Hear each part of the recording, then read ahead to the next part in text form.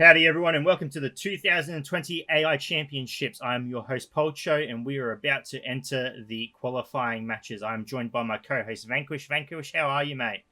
Yeah, not too bad, mate. Yourself? Yeah, going well. Listen, we had some wonderful qualifying matches uh, shown recently. Some teams made it through that people were really not expecting to make it through. We had some that were crowd favorites, just didn't push through at all. Who are you looking forward to seeing in these matches to come?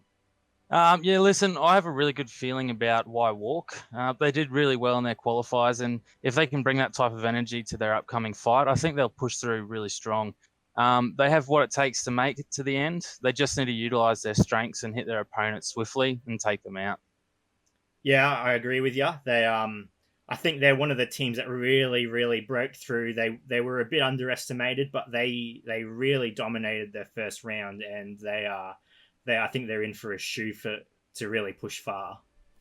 Yeah, we saw some players from the qualifiers really stand out from the rest. Who, in your opinion, Vanquish is really making a name for themselves out there? Uh, that's a hard one, Pulcho. I think someone who's really gone the extra mile is Blood Mage. I get the sense a lot of people glanced over him, but what he offers his teammates is the dedication he puts in when he's in the arena. When all eyes are on him, when he has that split second to make a choice, he pulls himself together and does what needs to be done.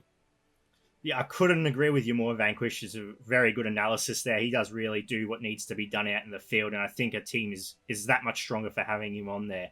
Listen, thank you so much for your time, Vanquish. We're going to head over to the stadium now. We're going to see our first matchup, and we're going to get straight into it. So in our first matchup, we have Team 19 Gym Junkies led by Aratar going up against Team 18 Y Walk, probably one of the crowd favorites out there at the moment. So let's head over, see which one of these menaces makes it through. Going into the first battle, Mizuhiku starts off with his shielding ability, and Arikan Shadow comes through, blowing the accuracy of Angram, which might be very good if Angram puts out his AoE, may very much lower the damage at their outputs. Succubus has come through with a silence, didn't land on too many characters by the looks of it, and Gym Junkies seem to be at the disadvantage here as Cathbad is down to 5 dots, 6 dots, falls first in battle, and they lose Succubus as well. They are in a critical strike at the moment. Y-Walk is mincing them up. They started off on an even playing field, but Y-Walk quickly turned the tide of battle and very quickly take the first point for the semi-quarterfinals. Semi-quarterfinals. And 1 point to Y-Walk. Let's move on to the second battle and see if they can make quick work again. Going into the second round, we start off with Mizuhiku applying a shield to one ally, and then the Succubus comes out applying all 3 of her silences, which might be what Gym Junkies really need to pull through for this match. Y-Walk is a very powerful team. They just know what they're doing. They know their enemy's weak spots. They know their weak spots, and they cover them very well while they eliminate the enemy. As you can see there, Cathbad, they saw it. They took the opportunity. They annihilated him. Swiftly moving over to Succubus and just eliminating her while decimating the other opponents. They know what they're doing. As you can see, their defenses have hardly been breached. They're in a wonderful position. They don't need to really do much more than what they're doing here. They don't need a healer on their team. They don't need a tank on their team. They just strike precisely and swiftly and eliminate their opponent. As you can see here, they've just dominated their first 2 rounds, taken their 2 points without any contest whatsoever. We'll move on to the third round, but we're not going to see much difference here. Y-Walk, the first team in this AI Championships to move on to the quarterfinals. Moving into the third match, there is not much more to say at this point. Y-Walk have proven that they are a force not to be messed with, not just in this match, but for the whole competition. They have a strong start. If I was a team out there, I would be scared. I would be.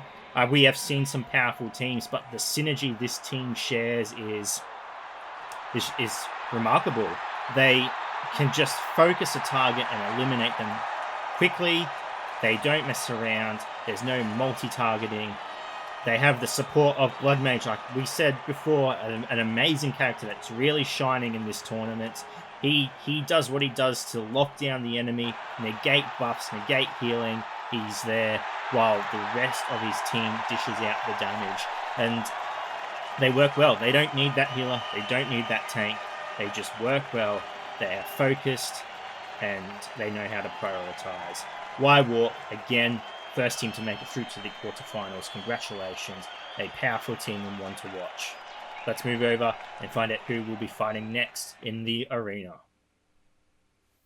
Moving on to match number 2 for the semi-quarterfinals, we have Team 14, Bedhair, led by Tanita, going up against Team 4, Big Swords, led by Roga. Some very dominant characters, but how will they perform? There is no room for mistakes anymore. These teams need to do their best to make it through. Let's head over to the arena, see who prevails. Moving into match 2, round 1, Bedhair versus Big Swords. Which team will come out on top? Bedhair comes through with a lot of damage on Danab, but she's able to get the retaliate out, which is big. Abaddon comes through with his AoE, but is unable to apply any debuffs, which is unfortunate for Big Swords. They really needed to land some of those abilities. However, the retaliate from Danae proving to do a lot of damage and nearly taking out Wukong. Hylia comes through with a heal. Tiles now has his taunt up, which may be able to help them, but Rogar also has his taunt up, which is a bit counterproductive.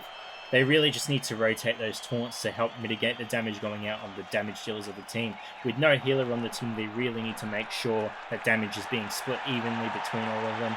Otherwise, they will lose. The biggest threat at the moment is probably Wukong, as his stacks are slowly getting higher and higher. They should really take him out before he can really achieve anything. However, it's too late. Rogar is the first to fall, and then the damage starts to be applied to Tiles. If a tile falls, though, it could be the end. Danae, Wukong falls, actually, making it a 4v4, but now it's 4v3. The counter-attack from Danae, very powerful. Unfortunately, not enough to do anything.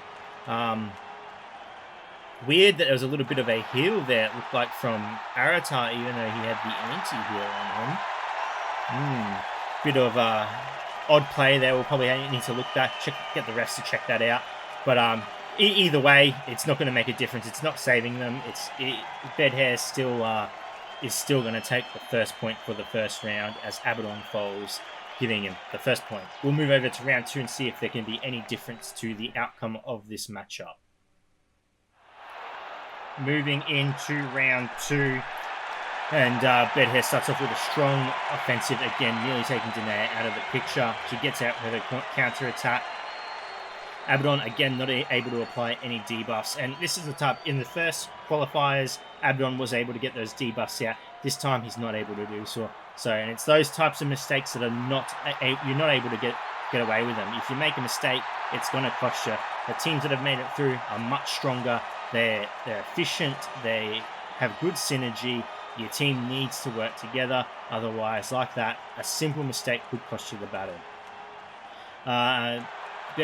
Big Swords splitting up their attack, going for Hylia now by the looks of it. If they can take her out, it might be a very good point for them. Danae comes through with a triple strike, taking her out, making it a 5v4, but now 4v4, down to a 4v3 as Wukong is next to fall. Big Swords turning this around as the Tiles and Danae chomp through with damage. The Tiles following, they're really coming through at the end here. This could be the change of battle.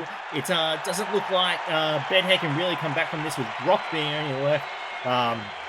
Big Swords have found a way to turn the tides of battle. Abaddon coming through with his AoE again, not applying anything. He really needs to sort that out. Giving the second point to Big Swords, making it a 1 point per 1 point for Team Bedhair and Big Swords. We are forced to move on to the third round to find out which team moves on to the quarterfinals.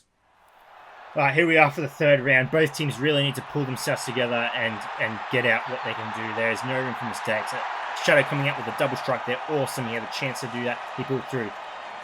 Abaddon coming through with his AoE, applying it to no one. It's really costing Big Swords. He really needs to pull himself together, focus, make sure he achieves what he is in the team to achieve, which at the moment, it's not asking a lot. Just apply a debuff to 1, 2, 3 characters. If you can get all of them, sure. I know you have that low chance, but you've really got to pull through.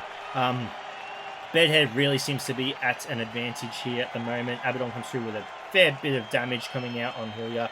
Arata as well. They really need to take out Hilya. Rogar, she comes out with the heel, which may cost them. She dodges one of Danae's triple strikes, which probably puts them in a really strong point as Bed Hair, they're not risking it. They need to take this home, and they're focused. Their last loss isn't deterring them whatsoever. They know they have this, and they are working together. Wukong really pulling through for his team, dishing out the damage there. Tanita coming through, 7 strike, no critical hits though whatsoever, but he's lucky he has his other teammates here to carry him through. Arata's last to fall with Abaddon critical HP soon to follow, and he is down, giving the last point to Bedhair.